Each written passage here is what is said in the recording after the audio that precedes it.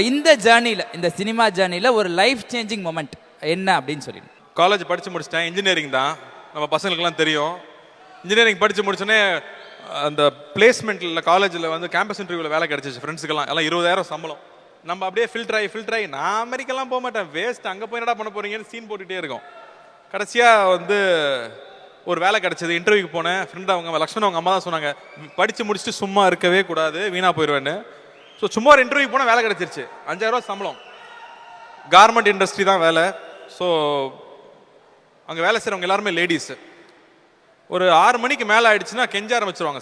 Sir ஓட்டி போட்டு கொடுங்க, ஓட்டி போட்டு கொடுங்க, ஓவர் டைம் வேணும்னு கேட்பாங்க.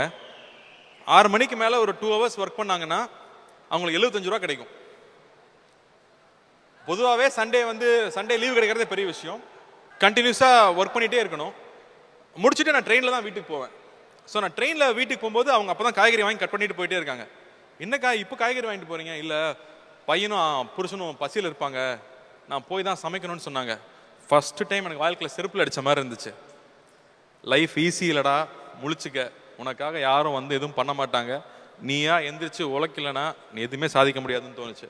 அது எனக்கு ரொம்ப லைஃப் சேஞ்சிங் மூமெண்ட் அதுன்னு நினைக்கிறேன்.